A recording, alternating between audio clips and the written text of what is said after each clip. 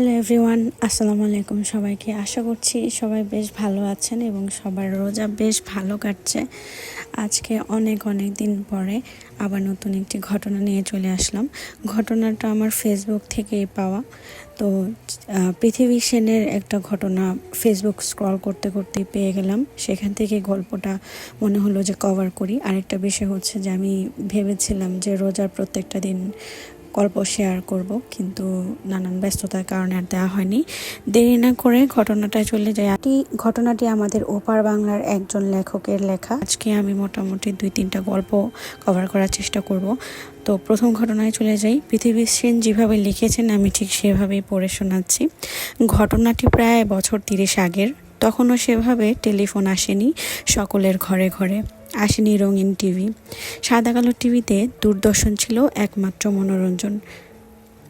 মোটামুটি শান্ত নিস্তরঙ্গ ছিল তখনকার জনজীবন, কিন্তু একটা ঘটনা নাড়িয়ে দিয়েছিল আমাদের মতো সাধারণ মানুষদের। অদ্ভুত রকমের প্রভাব ফেলেছিল। মনের মধ্যে ভয়ের চড়া স্রোত বয়ে যেত ঘটনাটি মনে করলেই।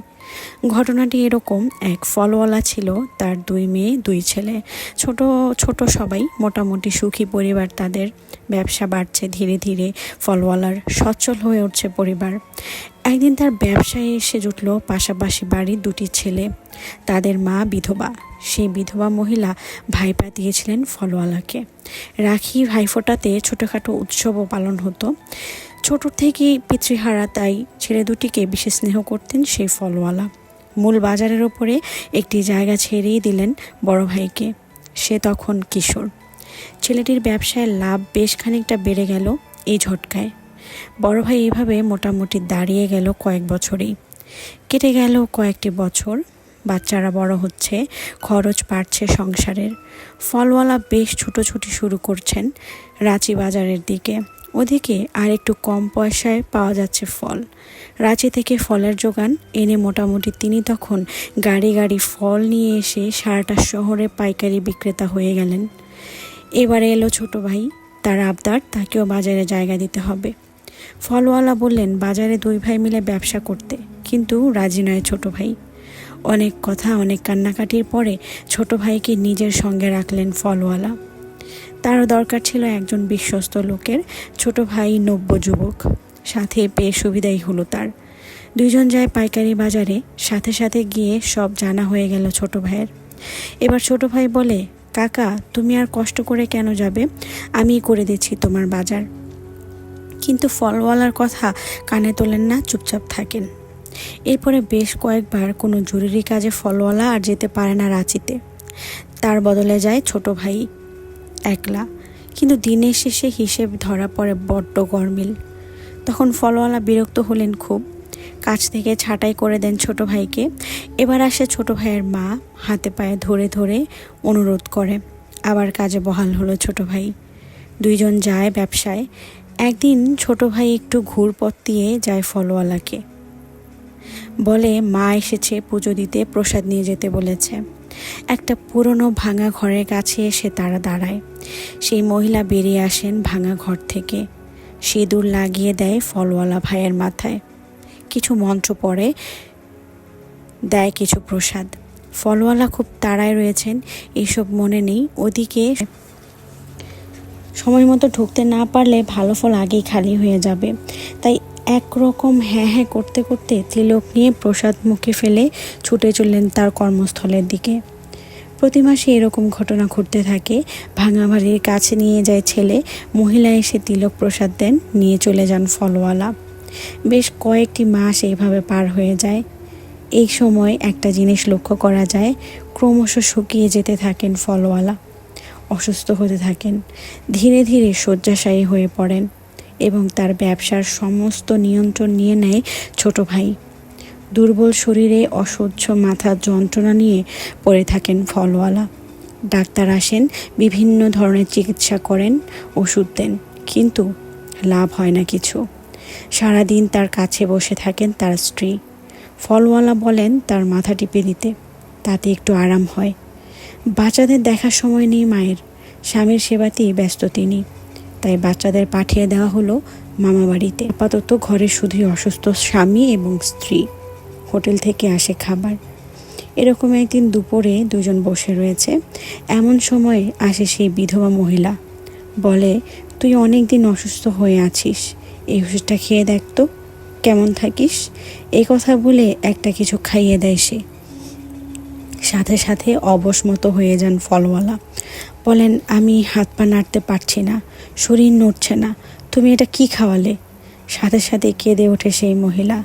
ফলওয়ালার স্ত্রীকে বলেন, কি যে হলো কিছু বুঝছি না, তুমি ডাক্তারকে ডেকে আনো, আমি বসছি ততক্ষণ ভাইয়ের পাশে। হতচকিত ভীত স্ত্রী ছুটলেন ডাক্তার ডাকতে।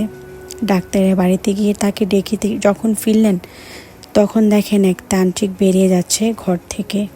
বেরোনোর সময় বলে গেল সে ফলওয়ালাকে, ভয়ের কিছু নেই, কাল এই সময় ঠিক হয়ে যাবি তুই।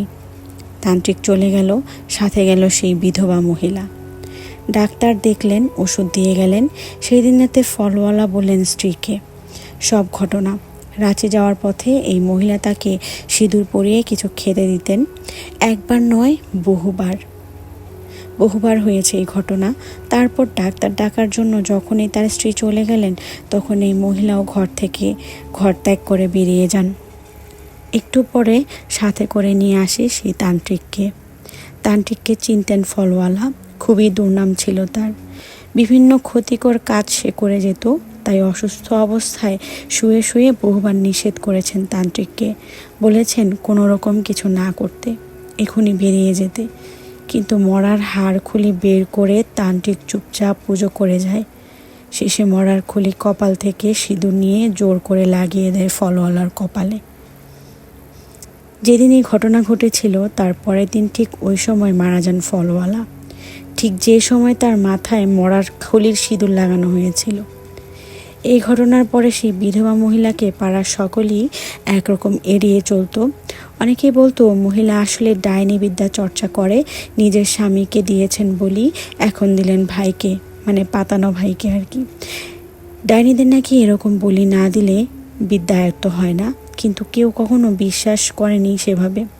ফলওয়ালার মৃত্যু সকলের বিশ্বাসে চির ধরিয়েছিল, আর বিশ্বাস করত তারা তো ত্রিসীমানায় পা রাখত না, আর যারা বিশ্বাস করত তারাও আড়ালে থাকতো।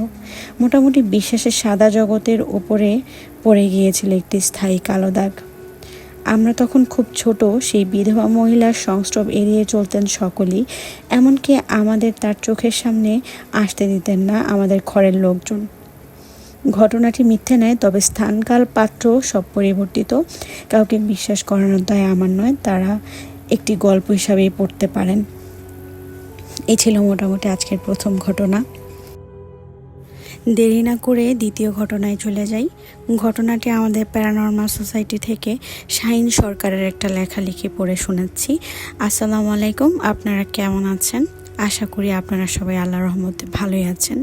আজকে যেই ঘটনাটি আপনাদের সাথে শেয়ার করব, এটি ঘটেছিল 2012 কিংবা 2013 সালে আমাদের গ্রামে। আমার সালটা সঠিক মনে নেই। তো তখনকার সময়ে সবার ঘরে তো আর এখনকার মতো টিভি ছিল না, তেমনিভাবে আমাদেরও ছিল না। শুধুমাত্র একটি বাড়িতে টিভি ছিল, সেখানে আমরা সবাই মিলে টিভি দেখতে যেতাম। তো একদিন টিভি দেখতে দেখতে রাত 11টা বেজে গিয়েছে, প্রায় সবাই নিজেদের ঘরে গিয়ে ঘুমিয়ে পড়েছিল। আমরা আবারও টিভি দেখতে প্রায় 12টার কাছাকাছি বেজে গিয়েছে। তো আর একটা কথা বলে রাখি, আমাদের বাড়ির পাশেই 3 রাস্তা বিশিষ্ট 2টি পুকুর ছিল। একটি ছিল রাস্তার এই পাশে আমরা যে বাড়িতে টিভি দেখতাম, আর তার পাশেই অপরটা রাস্তার বিপরীত পাশে, এবং সেই মোড়েই একটি বড় বিশাল আকৃতির বট গাছ আছে। এবার মূল ঘটনায় আসি। আমরা টিভি দেখতে দেখতে তো 12টা বেজে গেছে যথারীতি, তারা এখন ঘুমাতে যাবে, টিভি বন্ধ করে দিতে যাবে, তখনই রাস্তার বট গাছের পাশ থেকে কিছু পড়ে যাওয়ার শব্দ শুনতে পেলাম। তাড়াহুড়ো করে আমরা সকলে বের হয়ে দেখতে গেলাম যে কি হলো। গিয়ে দেখি সাইকেল সহ মানুষটি বটগাছের গোড়ায় পড়ে আছে এবং পুকুরের মধ্যে। দেখে মনে হচ্ছে সে ইচ্ছাকৃতভাবেই নিজে ওখানে পড়ে গিয়েছে। আমরা যথারীতি তাকে তুলে এনে জিজ্ঞেস করলাম যে কি হয়েছে এবং সে এখানে পড়ে গেল কিভাবে। তখন সে বলল যে আমি দোকান বন্ধ করে বাজার থেকে বাড়িতে যাচ্ছিলাম, এই বটগাছের কাছে যখন আসলাম তখন মনে হলো যে আমার সাইকেল টেনে ধরে কেউ পুকুরে নিয়ে যাচ্ছে। আমি যতই চেষ্টা করি সোজা যাওয়ার, কিন্তু পারি না। সে আরও জোরে টান দিয়ে নিয়ে যাচ্ছে। এক পর্যায়ে আমাকে ফেলে দেয়। আমার কাছে যে লাইটটা ছিল সেটাও বন্ধ হয়ে গিয়েছে। কোথাও খুঁজে পাচ্ছিলাম না, যেহেতু সেখানে ঘুটঘুটে অন্ধকার ছিল। আর যেখানে তিনি পড়ে গিয়েছিল তার আগের দিনই বটগাছের নিচে ছোট ছোট গাছগুলো কেটে ফেলা হয়েছিল, আর সেই গাছগুলোর গোড়ালিটা ধারালো হয়েছিল। ভাগ্যক্রমে সেদিন সে বেঁচে গিয়েছে। যদি না আমরা সময় মতো সেখানে না পৌঁছাইতাম তাহলে তাকে আমরা বাঁচাতে পারতাম না। শুধু একবার পুকুরের পানি পর্যন্ত তাকে নিয়ে যেতে পারলেই হতো। তারপর আমরা সেখান থেকে আমাদের বাড়িতে নিয়ে গিয়ে পানি খাওয়ানো হলো তাকে। তারপর তাকে তার বাড়িতে পৌঁছে দেওয়া হয়। বড় মুরব্বীদের কাছে জানতে পারলাম যে একইভাবে সেখানে 6 বছর আগে 2 জন মারা গিয়েছিল। তাদের লাশগুলো পুকুরের পানিতে পড়ছিল একই জায়গায়। সেই বট গাছের সামনে দিয়ে আগে যারাই গিয়েছে প্রায় সবাই কিছু না কিছু দেখেছে। সেই থেকে সেই বট গাছটা সেখানেই রয়েছে। তবে সব থেকে বড় ঘটনা হলো যে যাদের পুকুরটা ছিল তারা সিদ্ধান্ত নিল যে পুকুরটা ভরাট করে ফেলবে। যে কথা সেই কাজ, পুকুরটি তারা ভরাট করে ফেলল। ভরাট করার 1 সপ্তাহের মাথায় যিনি পুকুরটি ভরাট করার দায়িত্ব নিয়েছিল তিনি মারা যায়। তিনি একজন বয়স্ক মানুষ ছিলেন। এছাড়াও এটা নিয়ে আরও অনেক প্রচলিত ঘটনা আছে। তারপর আর কখনো সেখানে কোনো ঘটনা ঘটেনি। এই ছিল আমার প্রথম ঘটনা। আশা করি সবার ভালো লাগবে। ধন্যবাদ সবাইকে। আসসালামু আলাইকুম। এই ছিল আজকে দ্বিতীয় ঘটনা। এই ঘটনাটা আমাদের প্যারানর্মাল সোসাইটি থেকে নেওয়া। ফয়সাল নামের একজন যিনি লিখেছেন, তিনি যেভাবে লিখেছেন আমি ঠিক ওইভাবেই পড়ে শোনাচ্ছি। সবাইকে আমার সালাম, আসসালামু আলাইকুম। জিন, ভূত, পিশাচ এইগুলো নিয়ে আমার ছোট থেকেই জানার বা দেখার আগ্রহ ছিল। তাই সময় পেলেই ভূত এফএম আর ইউটিউবে বিভিন্ন প্যারানর্মাল ভিডিও দেখতাম। ভৌতিক জায়গাগুলো ঘুরে বেড়াতাম। মাঝে মাঝে কিছু প্যারানর্মাল ঘটনা আমার সাথেও ঘটতো। ওইগুলো আরেক সময় বলবো।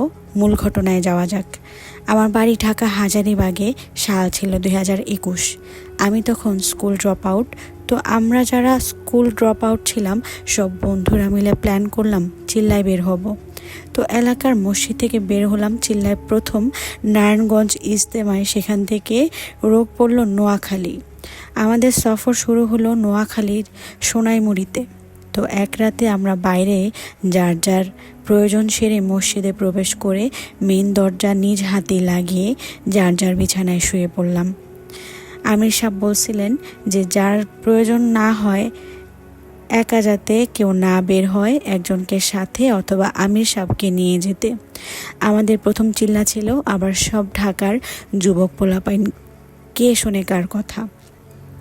তো মধ্যরাতে হঠাৎ আমার ঘুম ভাঙে এক মুরব্বির ডাকে।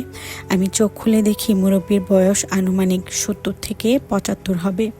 মাথায় সাদা পাগড়ি, দেহ সাদা পাঞ্জাবি, চোখের মনি যেন হালকা সাদা রঙের।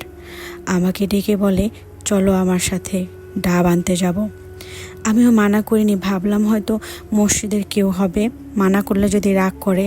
তাই বেশি কিছু না ভেবে কাউকে ডাক না দিয়ে চলে গেলাম ওনার সাথে। আমি বললাম কাউকে ডাক দেই। উনি বলল যে প্রয়োজন নেই, চলো। মসজিদের চারপাশ ছিল জঙ্গল আর পুকুরে ভরা। ওনার হাতে ছিল না কোনো লাইট, বা আমার সাথেও আমার ফোন ছিল না। উনি দিব্যি অন্ধকারে হেঁটে চলেছেন, আমিও ওনার পিছনে পিছনে। তখন আমার মাথায় হঠাৎ ভয় বা অন্য কিছু আসে নাই। বললাম না, এইগুলি আমার ভালো লাগতো, কিন্তু ওনার হাঁটার স্টাইল যখন লক্ষ্য করলাম তখন একটু ভয় লেগেছিল। উনি কুঁজো হয়ে নেচে নেচে হেঁটে যাচ্ছেন। একবার বাম দিকে যায় আর একবার ডান দিকে। আমি কি বলবো, আর এসে পড়েছি রাস্তাঘাট চেনা নাই। তো উনি আমায় এক বিশাল ডাব গাছের বাগানে নিয়ে যান। আমি বললাম, কাকা এগুলি কেমনে পারবেন এত উপর থেকে? উনি পাশে থেকে একটা বিশাল লম্বা বাঁশ হাতে নেন। বাঁশটি দেখেই বোঝা যাচ্ছে মুরব্বি কেন, আমার মতো কয়েকজনও পারবে না। কিন্তু উনি আরামসেই সেই বাঁশটি দাঁড় করিয়ে নিলেন। তখন আমি বুঝলাম আমি আজকে আমির সাহেবের হুকুম না মেনে একা এসে কত বড় ভুল করেছি। সে বাঁশ হাতে নিয়ে উনি ডাব গাছের ডাবগুলোতে এমনভাবে আঘাত করছিল যেন ঝোড়ো বাতাস বয়ে যাচ্ছে। আমি চুপ করে দেখে যাচ্ছি আর মনে মনে আল্লাহকে স্মরণ করছি। উপর থেকে ধপাস করে এক গাছ থেকেই যেন 20 থেকে 25টা ডাব পড়েছে। উনি বাঁশ রেখে আমাকে বললেন ডাবগুলো নিতে। আমার হাতে 5টা ডাবের বেশি উঠছিল না। ডাবও ছিল এক একটা বিশাল। আমি নিলাম কয়েকটা, 15 থেকে 20টা উনি খপ করে নিজের হাতে তুলে নিলেন। আমি এবার ভয়ে পুরো শেষ। আমাকে বলল সমস্যা নেই, চলো দিয়ে আসি। এইগুলি হাঁটতে হাঁটতে যখন মসজিদে আসলাম তখন উনি মেন গেটে রেখে বললেন তুমি যাও, লোক নিয়ে আসো। আমি ভিতরে ঢুকতেই দেখি আমির সাহেব আমাকে খুঁজছেন। উনি দেখেন আমার হাতে ডাব। আমি সব বললাম যখন বাইরে গেলাম দেখি শুধু ডাবগুলোই রাখা, মুরব্বির কোনো অস্তিত্ব নেই। আমাকে আমির সাহেব অনেক কথা শুনিয়েছেন, বললেন যদি খারাপ কিছু হতো তাহলে কি হতো, আজকে তো অনেক বড় কিছু হতে পারতো। আমিও বুঝতে পারলাম যত বড় বিপদ হতে পারতো। আমির সাহেব আমাকে বারণ করেছে যাতে আমি কাউকে এই ঘটনা না বলি। তখন আমার মাথায় আরেকটা কথা আসলো, মসজিদের গেট তো আমি নিজেই লক করেছিলাম, মুরব্বি ঢুকলো কিভাবে? আর যদি খোলাই থাকতো আমি তো বের হওয়ার সময় নিজ হাতে দরজা খুলে বের হয়েছিলাম। তো এইভাবে আমরা আমাদের 3 চিল্লা শেষ করে সুন্দরভাবেই ফিরেছি। এর মাঝেও অনেকের যে ভয়ানক ঘটনা ঘটেছে। সবাইকে আল্লাহ হাফেজ, ভালো থাকবেন। তো এরই সাথে আজকে আমার 3টা ঘটনাই শেষ হয়ে গেল। জানি না আবার কবে ঘটনা নিয়ে আসব, আর আমার চ্যানেলে কেউ আমার ঘটনা শোনে কিনা সেটা নিয়েও আমি একটু সন্দিহান। তো আমি চিন্তাই করেছিলাম যে আমি হয়তো আর কখনো স্টোরি দিব না, হাল ছেড়ে দিয়েছিলাম। তারপর মনে হলো যে না, হাল ছাড়তে নাই, কেউ না কেউ হয়তো কখনো শুনবে। যাই হোক, সবাই ভালো থাকবেন, সুস্থ থাকবেন। নতুন কোনো ঘটনা নিয়ে আবারও চলে আসবো, হয়তো বা এই রোজার মধ্যেই চলে আসতে পারি নতুন কোনো স্টোরি নিয়ে। আমার কাছে অনেক স্টোরি জমা হয়ে আছে, বাট আমি সময়ের জন্য সেগুলো শেয়ার করতে পারছি না। যাই হোক, সবাই সুস্থ থাকবেন, রোজায় নিজের যত্ন নেবেন, পরিবারের যত্ন নেবেন, এবং যত পারবেন একটু গরিব মানুষ, আমাদের আশেপাশের মানুষকে সাহায্য করবেন এবং নিজেকে ভালোবাসবেন, বরাবরের মতো পরিবারকে ভালো রাখবেন। সবাই সাবধানে থাকবেন। আল্লাহ হাফেজ।